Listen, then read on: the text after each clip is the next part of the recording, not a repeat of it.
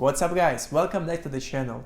Today I will continue sharing with you my experience of running a startup.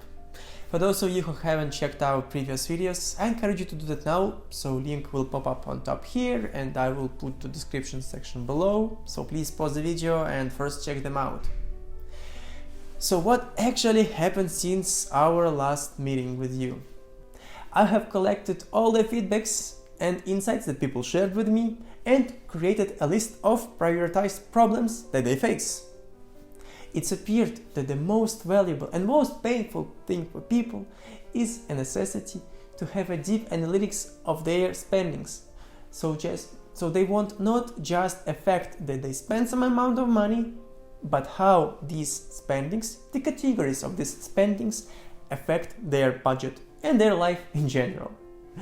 On the second place is just the laziness of people. We are all lazy, let's accept that. Unfortunately, most of Ukrainian money tracker services require people to manually enter their spendings. There is not much services that you can use and just like enter your credit card data and then it automatically synchronizes everything. Unfortunately, in Ukrainian reality, it's not possible. At least not that widely spread. On the third place is a willing of people to have some advices about their current spending habits. They want to know how to optimize their spending habits and start saving money instead of just spending them.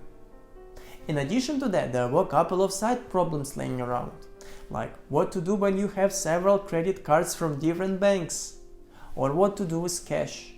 We all know it was always an issue with cash, since you have it in your pocket and then you just spend it and you don't even count how much money left in it.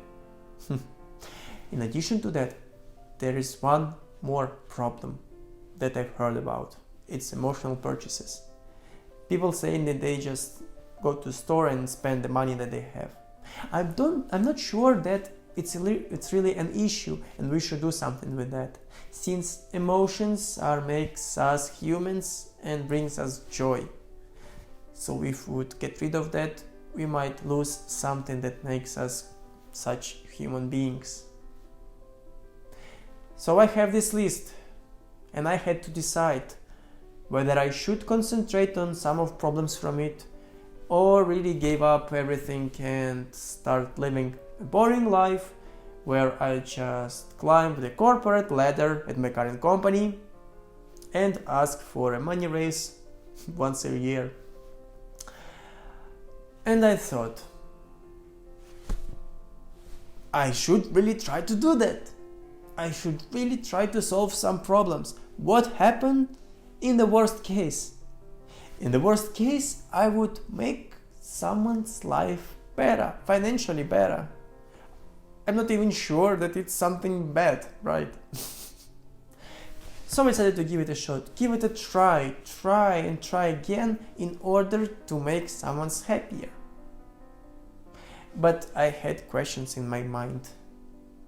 How to start making a product? What to do next?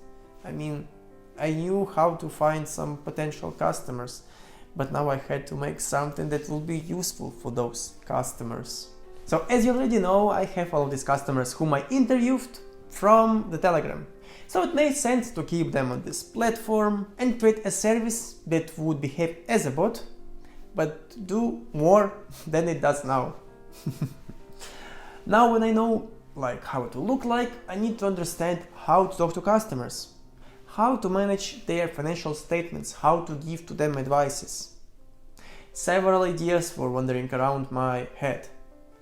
Two of them are following. One is create a fully automated AI bot that would speak Ukrainian and input all the data that customer provides and analyze it and give some financial advices.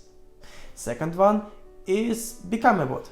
So do everything manually, starting from asking for putting the data, ending up with analyzing all of data and giving some financial advices.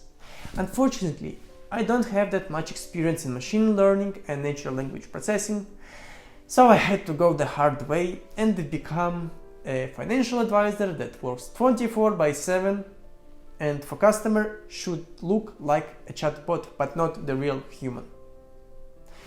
Do you still think that running a startup is something really cool, fancy and exciting after that? Because I don't think so anymore. So yeah, now I understood, okay, I would do that manually, but some parts I pretty sure I can somehow automate. Since we usually use the same greetings when we talk to people, we provide similar advices, we have a similar style of communication. So having such a template would be a great tool for me, at least at this point of time while I'm doing everything manually. So I created a yet simple but effective Google Sheet. It contains 3 pages. First one is a list of categories that usually people has as their spending categories. As you can see on this table, it's not only the name of category but also the emojis. I thought, since I'm a chatbot, it makes sense somehow to make it fun, so that not people just see like a list of their spendings and some numbers, some letters, but also some emojis. It like brings some joy, I would say. The second tab, second page, it's of course record of their spending, like their financial statements. It makes sense to keep track of them in the same place, since I want to be like effective while I'm on the phone or somewhere outside, away from laptop, let's say. So I had date, time when people tells me that they spend money, the category of course, the amount of money that they spent, and lastly some comments for some specific spendings when I cannot distinguish properly the category. And of course a budget. I had a separate tab for that. As you can see, there are all categories that people usually have and their planned budget for these months, of course their actual amount of money that they spent per category, and for the last 7 days. For the last 7 days it would be a nice trick to tell people like, you spent this week more than previous one, maybe you should think somehow and try to change your habits. So this table, it was just the beginning. I already know that I would change it in future, but I anyway had to have some starting point in order to start working with people. As soon as I got this template, I had somehow to start using it. But since I'm not a big fan of working for free, since I'm a financial advisor, right? I decided to have some price tag on this service and charge people for my service. As far as I know, in Ukraine, the average salary is $545 per month, if I believe some open source websites that I found on the internet. So I thought I shouldn't charge more than $10 per month in order to not shock people. As a result, I ended up on the digit 8 because I thought it would be better to have $8 per month subscription fee instead of 10. It's better for customers, but it's still not that painful for me. So I decided, okay, $8 per month as a subscription fee for my service. So at that point I knew like how much to charge, but I need to understand how to charge people. Since it's Telegram, it gives some restrictions. I cannot like run a website where I provide any payment system and process the payment. I asked a friend of mine to help me. In the end, the friend became an owner of all technical stuff on this startup. So now we work co-owners. Yeah, he hacked a little bit with local payment system that is like, let's say, alternative to the Stripe that you already know, I'm pretty sure about. He hacked a local alternative and it worked for us, so we now could and were able to charge money from people. It made sense to automate the process of asking for money and charging those money. As you can see now on top of me, here's how it looked like.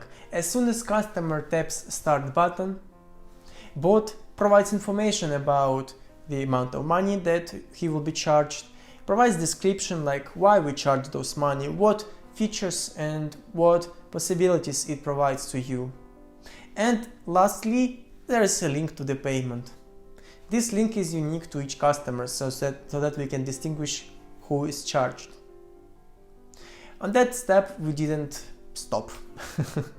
We thought, Since I would need to be able to jump into the conversation as soon as customer made a purchase, we need somehow to delay this moment in order to me, let's say, be able to open the laptop or turn on my phone.